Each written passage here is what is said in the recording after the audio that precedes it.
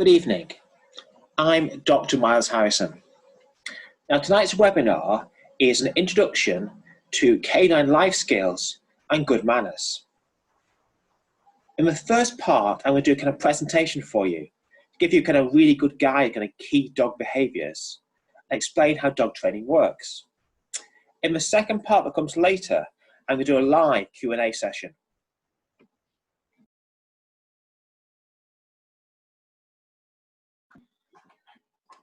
In this first part of the webinar, I'm going to talk a little bit about the kind of ideas behind dog training, the kind of theory behind it, because that's the sort of thing you don't really get in dog training books. People often kind of overlook it, but it's worth exploring in a little bit of detail before we really tackle the key dog training issues.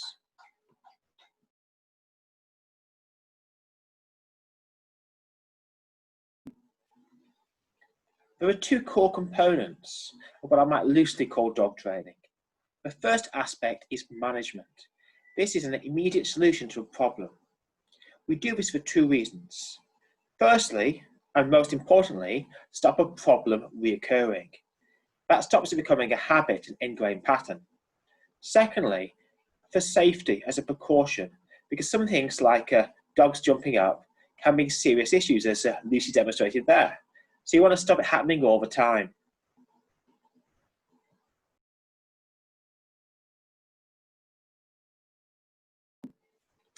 The second of those two components is training.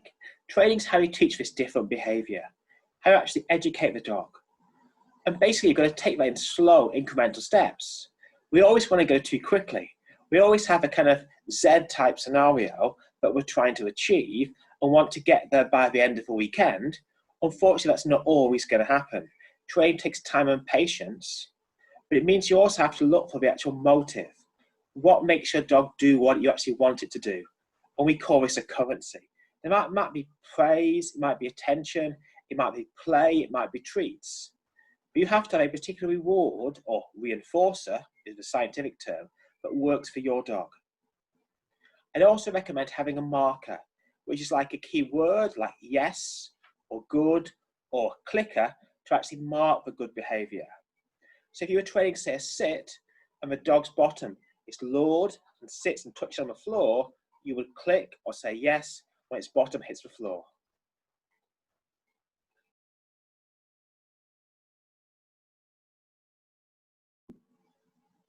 Now, there are three key training techniques for dog training. Luring, which I mentioned a moment ago, capturing, and shaping. Now, luring, you've probably already done. It's relatively straightforward. You get a treat near the dog's nose and you lure it to sit, or you might lure it to lie down. The important bit with luring is to always remember to actually fade the actual lure. Don't keep using a treat every time. You might use a treat for the first 5 times, and the 6th time, use your hand as though you have a treat and pretend you have one, and then lure the dog to lie down. But always remember right at the end to still give a treat to the dog. You want that reward to still be there, just not to have to use it to lure the dog to lie down, or to sit, or whatever you're doing. Now in the next video, I'm going to show you how to actually lure a dog to stand.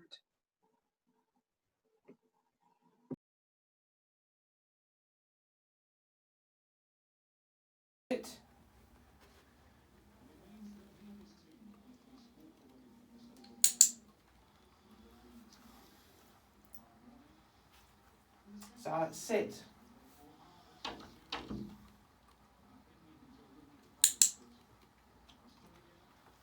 So sit.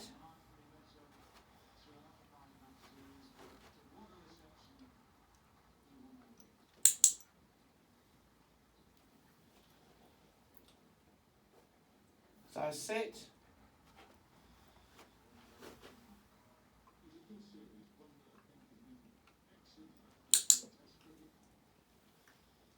Sit.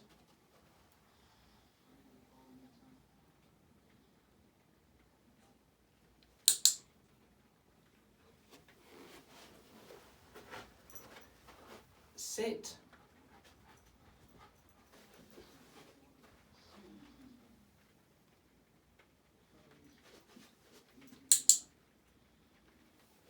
Sarah. Sarah, sit. Stand.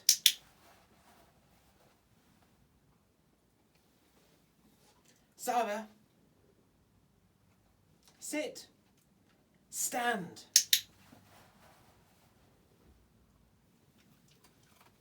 Sarah, sit. Stand.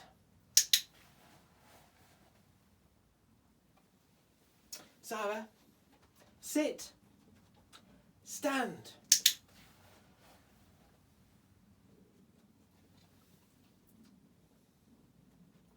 Sarah, sit.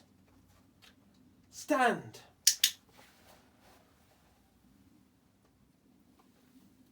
Sarah,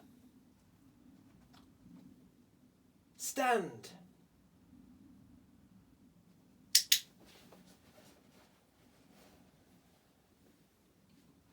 Good girl, Sarah.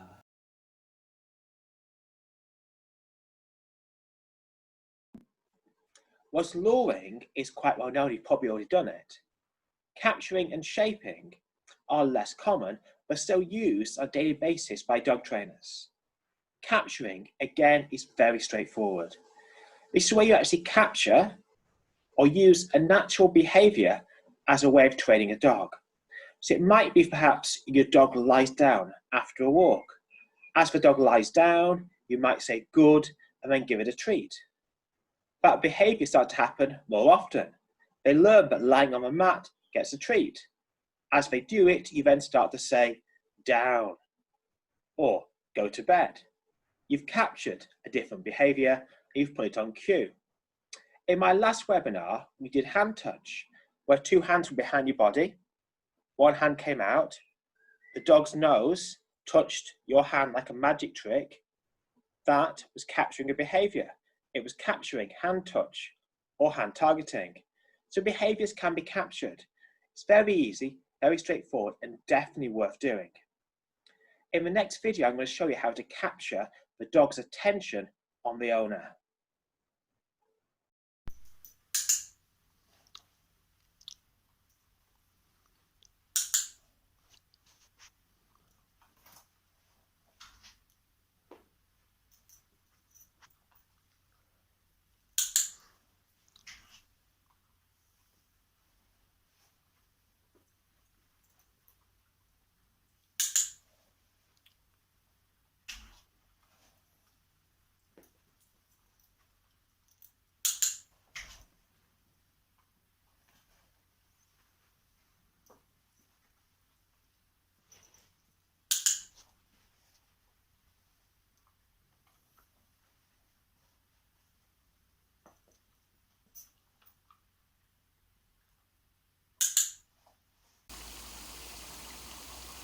Look at me.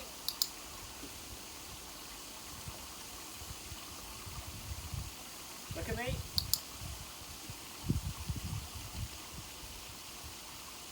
Look at me.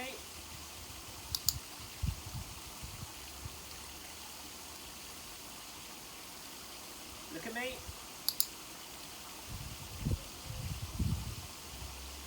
Look at me.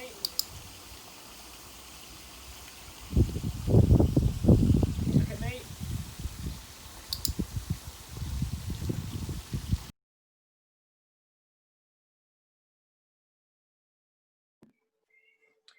The third and final aspect or training technique is shaping. Now, you may not have heard of this before, but it's a very important training technique.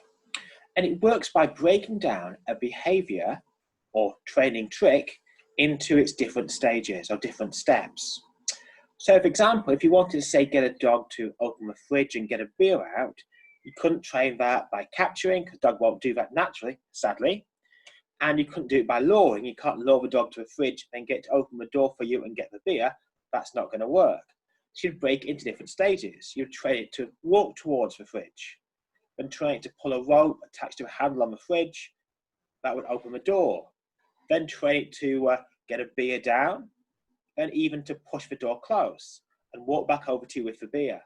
So you'd teach it in different stages. So I've not, sadly for you, done the actual beer trick, but I've got a video for you to see how to actually train and shape the go to bed procedure using shaping.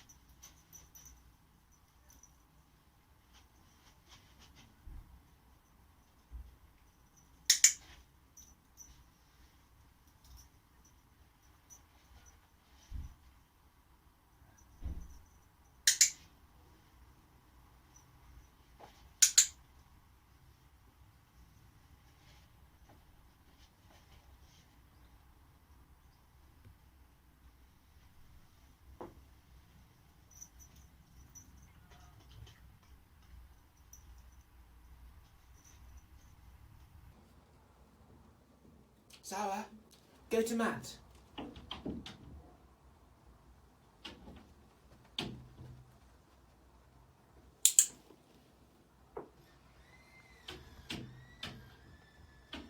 Sarah, treat.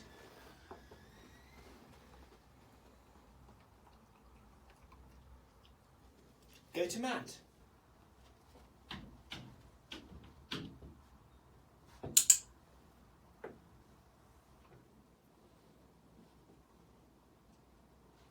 Sarah, treat. Sarah, go to mat.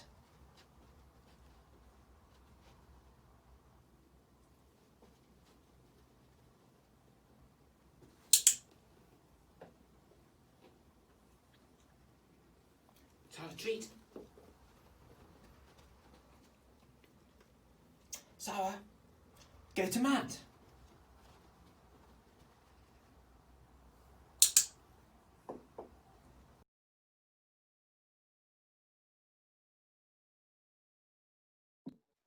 Now we've covered the theory of dog training, the ideas behind it. In this second part of the webinar, we're going to look at actual practical problems and how you solve them. Now I've chosen several of the key issues that clients post to me on a daily basis. So first I want to touch on is the idea of puppy nipping and chewing. And this is a classic. Why does it happen? Well, it's often because puppies are overtired. They've just done too much. We're like a kid on Christmas Eve, can't sleep, their mind's racing, we find their own entertainment. And these things, after all, are natural behaviours, things that puppies would do growing up. But we can't accept it in normal everyday life, partly because it hurts and partly because of the damage it does to your house and your furniture. So what we do with that, again, using positive training, is we find a different solution. So for example, if a puppy nips or chews, we'd first suggest we encourage more rest periods. Now, you could do that perhaps if might say enforce rest in, say, a crate or in a room on its own, but it's better if you can perhaps encourage the dog to actually want to do those good behaviours. So you encourage it to sleep, you teach it to settle, get the dog to lie down next to you on a mat or in its bed. When it's lying down, you then start to reward it with small, tiny treats. You leave it a few seconds, a little pause between each treat. You start to actually say settle. You're teaching it, but if it lies down calmly, it's going to be rewarded. Alternatively, with chews, you might redirect the dog. You might redirect it away from perhaps the chair or the table onto a favourite chew like a yak or onto a chew toy that's more appropriate, that's more suited to what it's doing. The important thing again is not to shout at dogs, because punishment-based training is totally ineffective. It doesn't teach what you actually think it does. A dog doesn't learn, I can't nip. It might be startled, it might stop for a moment, then it will just start doing the same behaviour again. If there are issues which are particularly prevalent with doodles, it's excitement, it's jumping up, it's door dashing, trying to run out the front door. It's things like being very easily distracted. Those kind of hyper zoomies you get in the evening where the doodle charges around the house. Those are classic poodle cross behaviours. Now, how do you deal with those? Now again, positive training means you find a different behaviour. As I said before, it might be the sit, it might be the lie down. You could even use hand targeting, getting the dog to do a touch, to touch your hand, using capturing. So it walks over and touches your hand, a bit closer to the floor. Because jumping up is, again, a natural behaviour. We are taller than dogs. They greet each other normally face to face. So because of that, they naturally jump up at us. The other mistake people make is we unintentionally reward that behaviour. When we walk into the house, we give them a big fuss, we get excited. We actually are encouraging them, getting their adrenaline going, making them want to jump up, want to get closer to us. So when you walk in through a front door, don't perhaps necessarily ignore them completely, but just say hi and then just move on. Be kind of chilled out and calm about it. Be quite relaxed. Don't make it into a drama, a moment of excitement, because you want to keep them calm. Then when they've calmed, we actually reward that calmness. So you wait for them to calm down, then you might give them attention, then you might give them a treat, then you might actually reward them and get better behaviour. So we actually reinforce the calmness, we reward the calmness, we don't reinforce or reward the excited dog that's jumping up at us.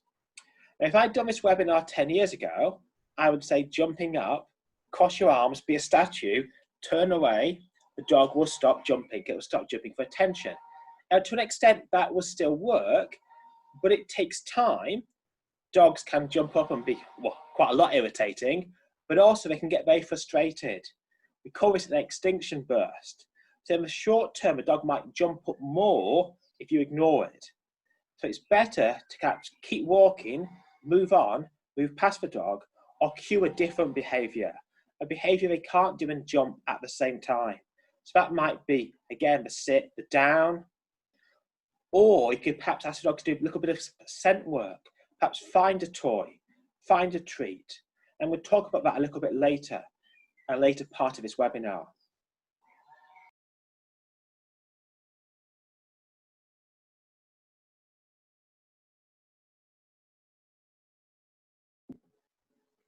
For door dashing and distractions, it's partly about teaching self-control.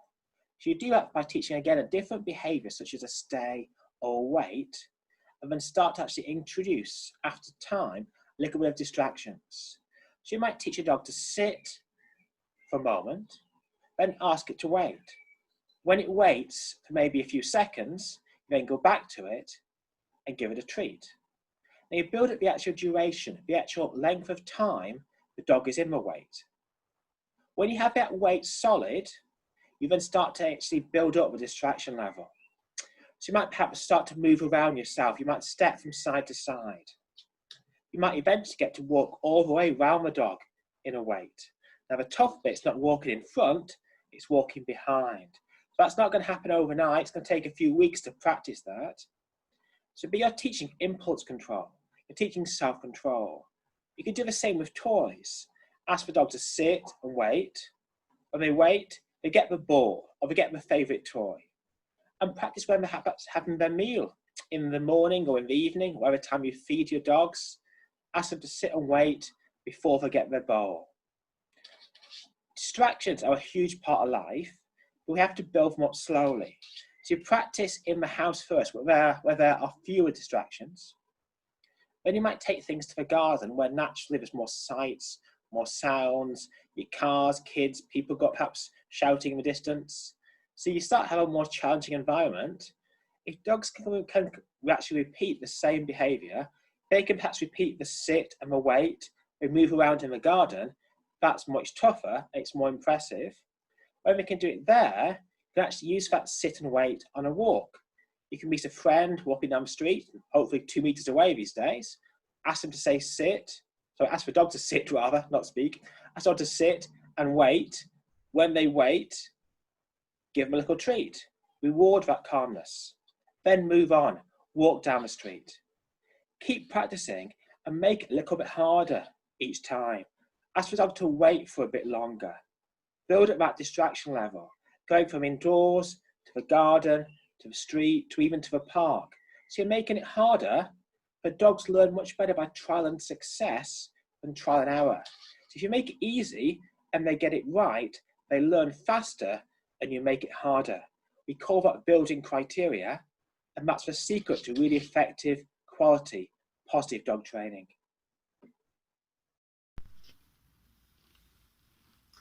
Zara, wait.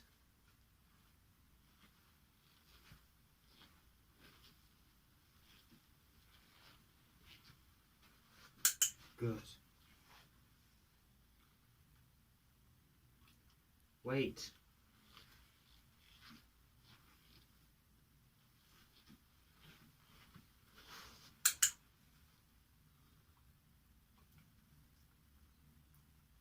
Wait.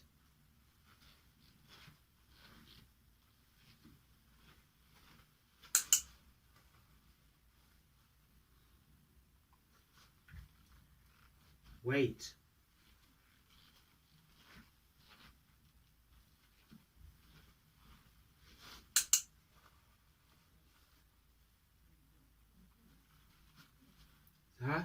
Wait.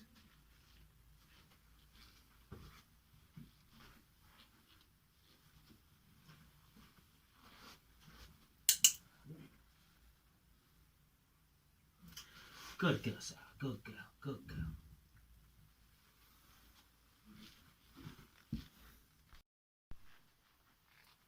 Sarah, let's go. Now sit.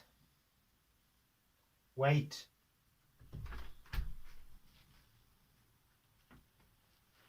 Good. Sarah, come round. Good girl. Sarah, come round here. Sarah, come. Good. Sit. Wait.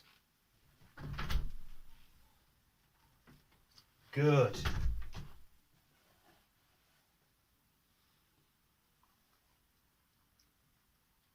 Sarah, come round. Sarah, come round here. Sarah, come round. Sit. Wait.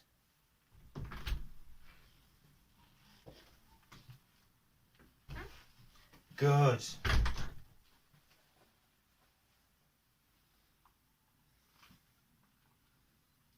Okay, Sarah.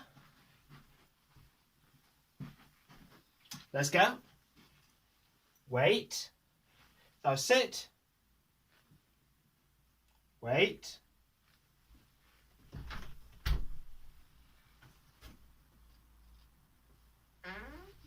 Good.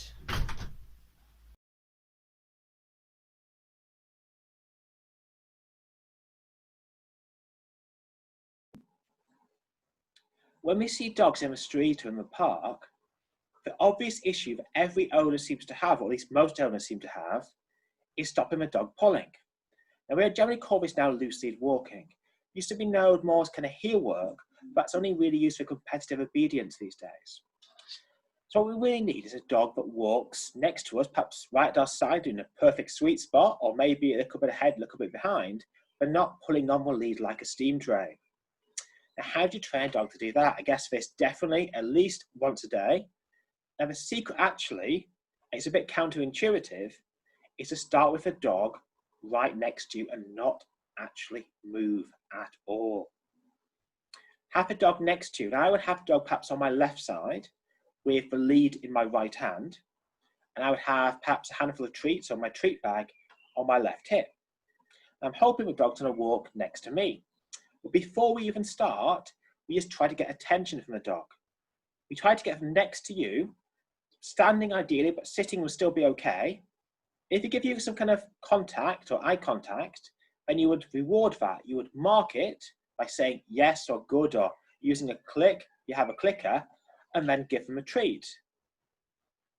Then you would pause, you'd wait, again, not moving. They perhaps look at you because they know you've got the great treats now. Then you would say yes, give them a treat. Third time, exactly the same, we're still not moving. We're standing there, ideally in the house where there's fewer distractions, or if not in the garden, and saying, well, nothing. We wait, the dog looks at us, third time, yes, give them a treat. Now we've got the dog's attention, we've got the focus on us. We've not moved, at least not yet, but now we're going to. So we're going to take one step. Now, ideally take one step forward, but you could do it sideways, like country music line dancing. It doesn't matter. Take one step, the dog should follow you. It knows you've got the great treats. You move forward, the dog comes with you. As it does, you say yes, or good, or use the click of a clicker. As it comes towards you, and it's right next to you, you then give them a treat where you want them to be. I'd repeat that 3 times, because often the golden rule is 3 in dog training. 3-time repetition.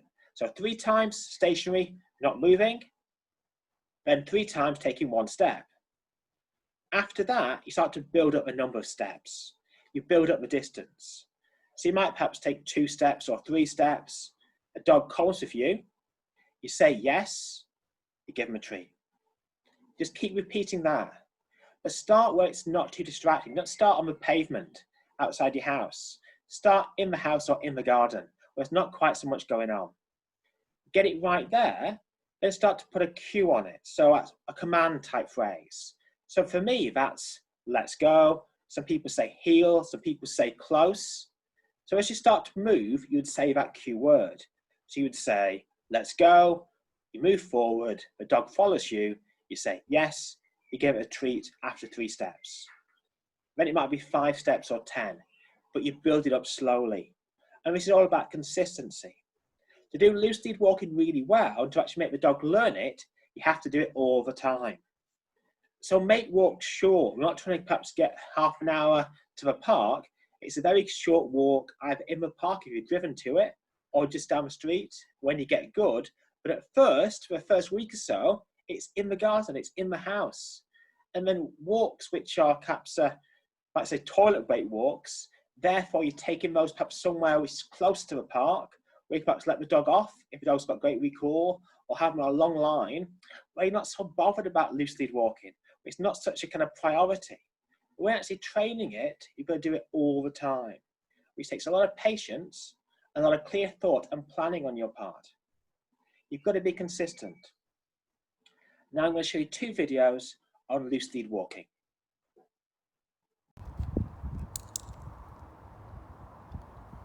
Lucy, come out, come out.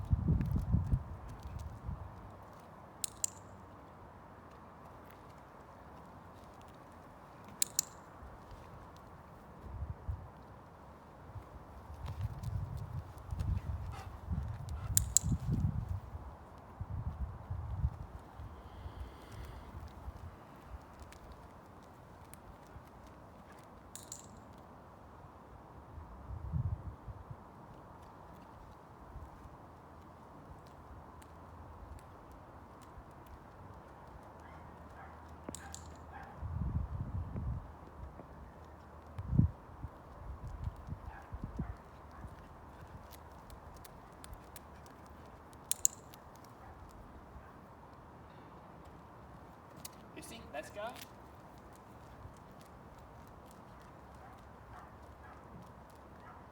Let's go.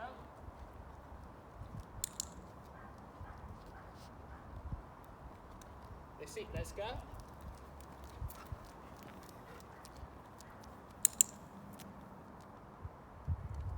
Lucy, let's go.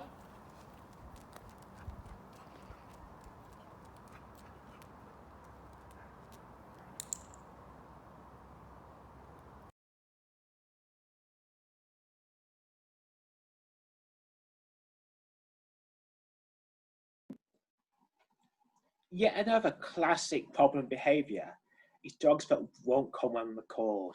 Something you see quite a lot in the park. There's someone shouting to the dog and the dog doesn't come. Say repeat the shouting and the shouting. They're doing it more and more. They're getting frustrated, they're getting irritated. Perhaps they're chasing after the dog. They eventually get it, they grab the dog gets shouted at. And that's a dreadful learning opportunity. If anything, you've taught the dog not to really want to come back, it's going to get told off for coming back. It's going to get punished. And what we want to do is actually incentivize the dog to want to move towards us. So you practice this again in the house or in the garden. First, I would actually have a dog on a lead to practice this. That might sound counterintuitive, but it is effective, especially in the garden where a dog might get distracted by perhaps hearing a noise and start to move away towards the bushes or the trees. So perhaps start on the lead. A little bit like loose lead walking we did a moment ago, you would take a step. This time you take a step backwards, take a step away from the dog. As you do that, you would say what your kind of cue word's going to be. Now, I would say come, or people say here. Again, it doesn't really matter. Dogs don't speak English, so what word we use, you could say banana. If we're consistent, if we keep using it, it will work. So choose your cue word, we used to call it a command word, and stick to it. Be consistent. So take a step back. I would say come, have a great treat. As they move towards you, you would say yes, then give them a treat. Again, repeat that 3 times. If that's reliable and it's working well, you then make it harder. You would unclip the dog off the lead, do the same thing, just taking 1 step. If it works, and it should definitely work, because if you have a high value treat and the environment's not too distracting, they should move towards you. So their learning coming towards you gets rewards. They get praise for that. They get a great high value treat. So that's a reinforcer. We're going to want to do it more and more. Then increase the distance. Go from 1 step to 2 steps to 3 steps. Don't keep walking back. Start moving forwards. Moving away from the dog. And moving away is another really important aspect because dogs want to follow us. They want to chase. So you move away, they follow, they come after you, and they learn, they get a great response, a great reward, a wonderful reinforcer. Something you often see, which is definitely a mistake, is the dog that won't come back. Not only does it get shouted at, the owner chases it. I mentioned this before, but chasing actually causes the wrong kind of response. The dog starts to kind of think, well, it's a game. They're going to run away. It's a great invention, this. They run off. It's exciting. It's a life reward. It's a life reinforcer. So they learn running away is actually an enjoyable thing to do. They learn that you're going to chase them and it turns it into a whole new, fun, enjoyable experience. Now, we don't want to do that. We're not going to chase for dogs. If anything, if a dog perhaps moves away from you in a safe environment where there's no risk, move away from the dog. Get the dog to follow you. Don't chase it. I also suggest playing recall games. Now that can be done between 2 people in the same household. Play like kind of hide and seek around the house. Or it can be done with perhaps with different toys. You might have one toy, your partner might have a different toy. The dog goes to one person, it gets a toy. The other person squeaks a toy, but dog runs back to that person. But turn it into fun. I can't emphasize this enough. The more you turn training into fun, the more enjoyable it's going to be for you and for your dog, and the faster they're going to learn. And that's a huge aspect of dog training. Because the problem people make is they have unrealistic expectations. They expect perfection. They expect to go to the park straight away, let the dog off a lead after perhaps 2 days of practice, and then it will come back despite 100 people being there, despite other dogs, despite squirrels, cats, wherever might be there. It doesn't quite work like that. You have to build up distractions in the home environment first. So that might be you outside in the garden. You might perhaps put down, say, a favourite toy, or perhaps maybe a few treats sprinkled between you and your dog. Your partner or family might help with that. So then you might have to kind of recall the dog past the treats. And we call that temptation alley, a kind of tempting place where the dog might want to stop off and get perhaps a few little bits of kibble, or perhaps a favourite little treat that it loves, and maybe even a little bit of chicken if you want to really, really make this hard. If they can do that and get past the treats that come direct to you, they can run past dogs in the park. They can run past strangers. They can have real attention on you.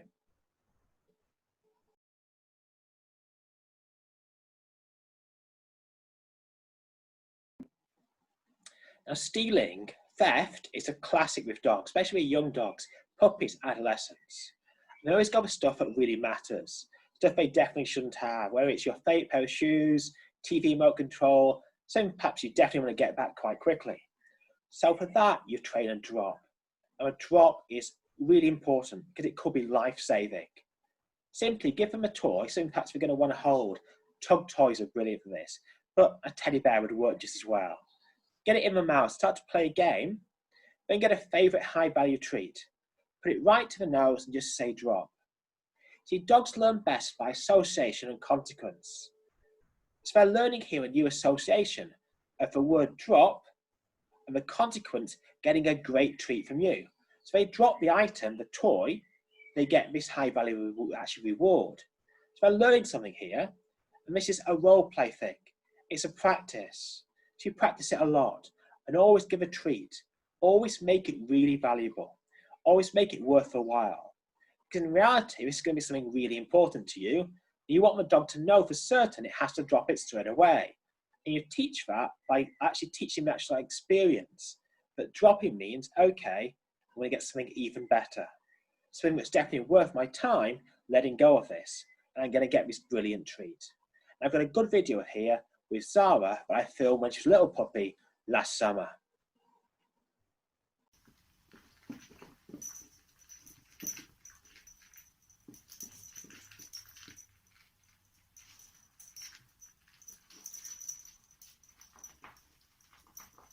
So drop. Good girl.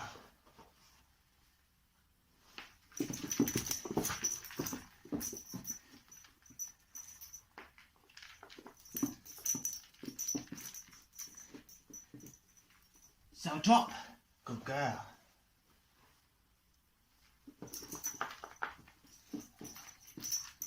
Yeah, what's this? Oh, what's this?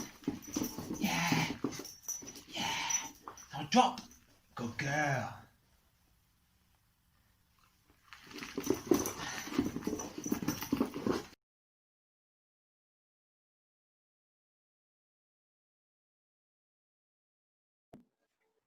Now we've just done drop, which is a kind of really important cue. What about before the dog picks the item up? Now for that, we teach to leave it. So it might be sitting on the floor, could be a bit of pizza, could be antibiotics, anything you don't want the dog to pick up at all, perhaps something smelly on a walk.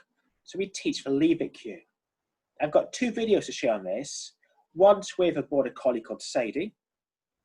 The other one I think I did with Lucy, one of my dogs.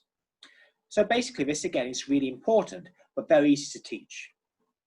Now have a look at the video. The important bits are taken in stages.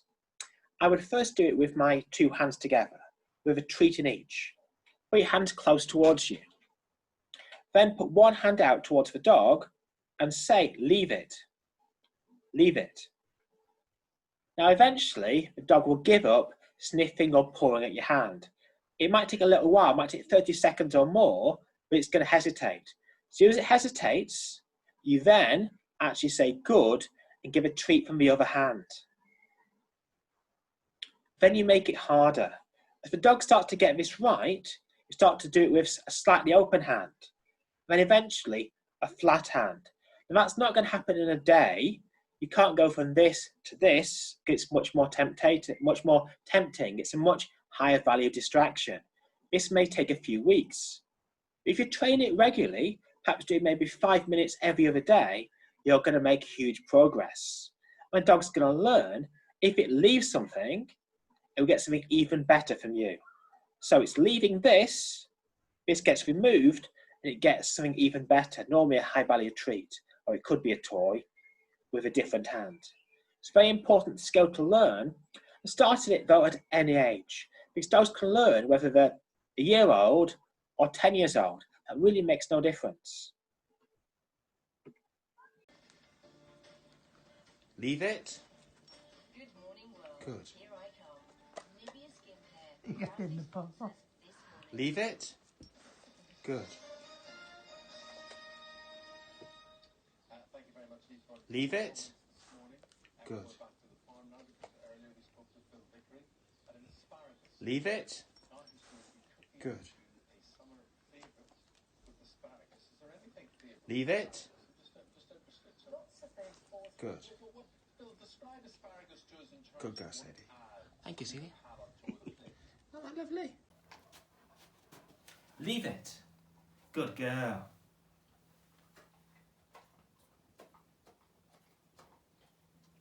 Leave it. Good girl. Leave it. Good girl.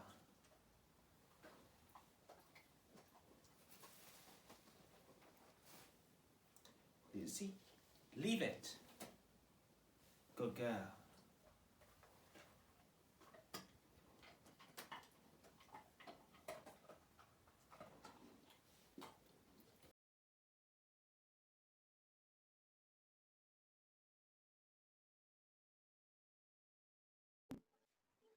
Enrichment is both a dog training and a dog ownership aspect. We know that our lives need enriching, need to be enjoyable and rewarding. It's the same for our dogs.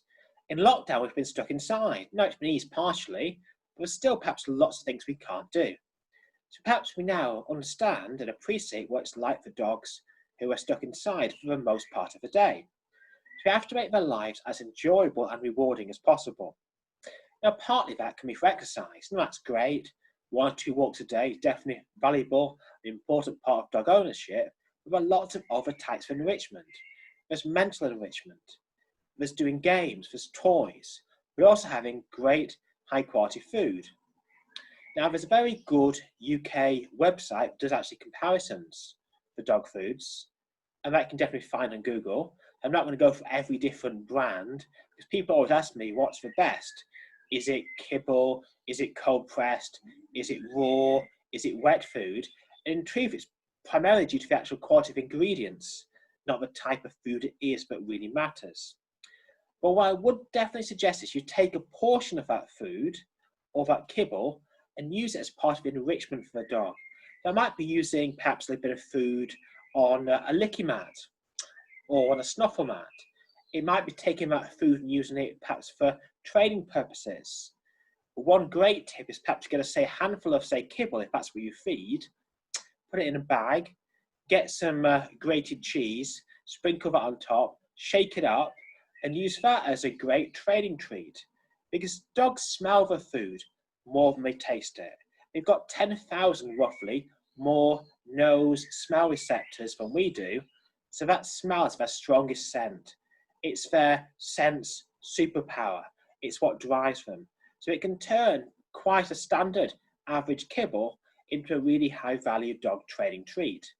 But whatever you do, make it enjoyable for them. Choose something that dogs actually do like to eat. And use fun toys which are really suited to your dog, but of the right size. Now, it could be any toy. It could be something perhaps that's for a puppy or for an older dog, but it has to be something that they do enjoy, and don't give them the same toy every day. Because let's face it, that's unbelievably boring. You might like a certain thing, like a certain TV show, you don't have to watch it every single day for a week. So change it, have a kind of rota. Have a different toy on a Monday from on a Tuesday. Keep changing it, keep making it fun.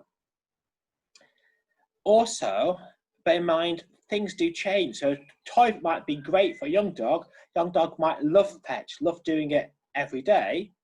That might not be good for a dog that's 12 or 13 years of age. So take that into account. Find things that you enjoy doing. If you're going to enjoy doing it, your dog's going to enjoy doing it more, and have a go at it. This might not be the best thing they've ever done, but just do it maybe 5 minutes every day. The mistake people make with enrichment is the same mistake people make with dog training. They think they're going to do loads and don't do any. So they might do a little bit, feel they failed, and just give up. Do something that is fun, but it's enjoyable. Get a cardboard box, fill it for a newspaper, sprinkle treats on top. Get the dog going in the box, make it fun. Get a towel, wrap treats in the towel. It's a great enrichment game. It's fun. It's virtually zero expense. It takes hardly any time to do, but it's a great thing for you and your dog. So if you just perhaps do one thing a day, which is enriching for your dog, as well as the normal walk, you're building that bond. You're having a great time, the dog is enjoying it, and you're having a happier, healthier dog. Because the dogs that will have more enriched lifestyles have fewer and fewer behavioural issues. And that's definitely a fact.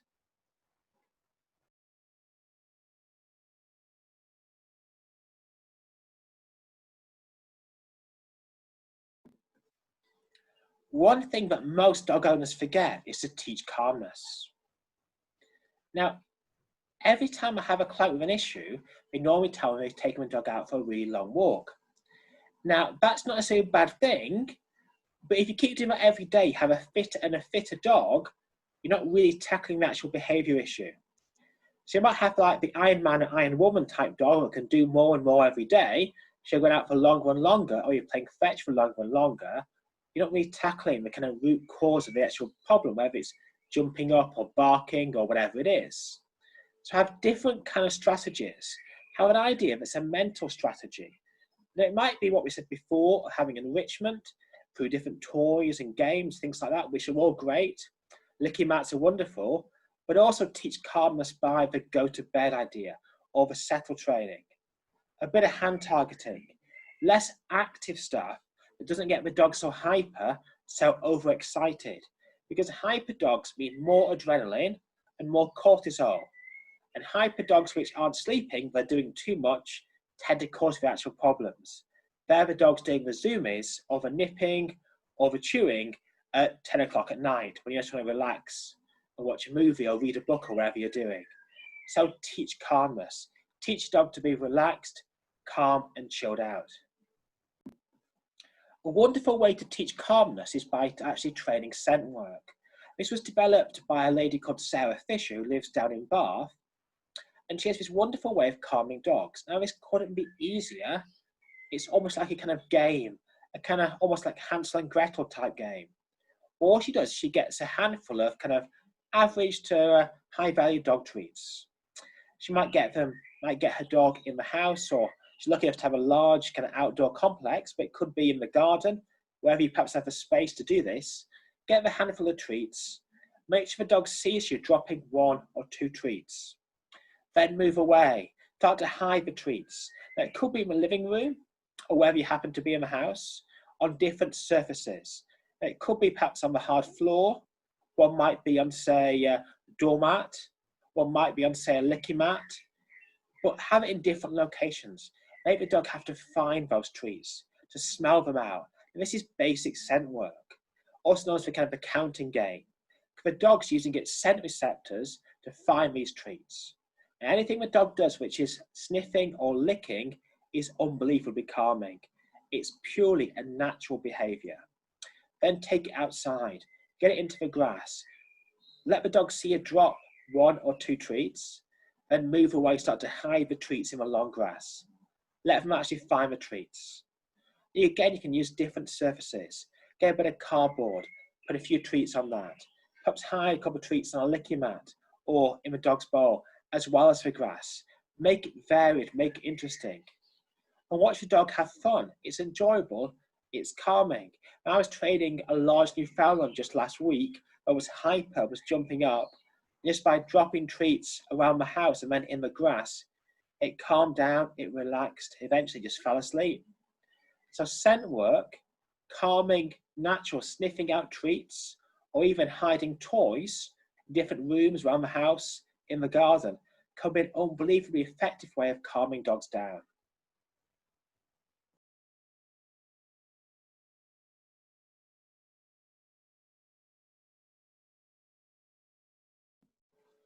Now, exercise is a key part of any dog's life. Sometimes we kind of overdo the actual amount of exercise, especially for young puppies or senior dogs. Now, the golden rule for a puppy is 5 minutes of exercise per month of age, twice a day. But bear in mind where the puppy is also a factor. So exercise on the street, walking in a straight line, is very demanding. It's very tough on the joints. You've got fast growing dogs here. Exercise in the garden, running about on grass, is far simpler, far easier, far kinder on the joints. You can do more than 5 minutes playing in the garden. And running about in the garden is a more free work, more flexible type of exercise than just pounding away on a concrete slab on the pavement. So that's a factor. Again, older dogs, you have to reduce the actual amount of exercise and perhaps go from 1 long walk to perhaps 2 shorter walks. But also look at the dog, look at the actual kind of fitness level, look at how it's kind of reacting to the exercise you're doing. Is it overly tired? Can you see the signs for next day? Has it done too much? Do you think perhaps you're doing a little bit too much the day before? You can often see this in the kind of body language, the aches and pains, of the groaning. If so, either reduce what you're doing or change the type of exercise. Make it a bit less demanding. Go from perhaps a pavement walk to a kind of walk in the woods, somewhere the surface is kinder to the joints. And think about what your dog really needs. I mean, lots of very good dog owners who have prize-winning dogs, loads of top trainers, only do long walks, maybe 5 times a week, not every day. So the other days, you might be training days. You might get a short walk to the street for a toilet break, but then you actually focus on dog training on that day, training a different behavior, a different skill, whether that's like the go to bed training or a bit of fun training, a bit of trick training, doesn't matter, but every day doesn't have to be a long actual dog walk, because actually mental exercise can be as tiring as physical exercise. And dogs can get physically fitter, but we can't get mentally fitter. So actually doing training can be the most effective way to tire a dog out. That's why you often see a dog that's been well trained is tired after maybe a 20-minute training exercise, because it's just relaxed, it's chilled out, it's happy tired, it's not physically exhausted tired. And that's a huge difference.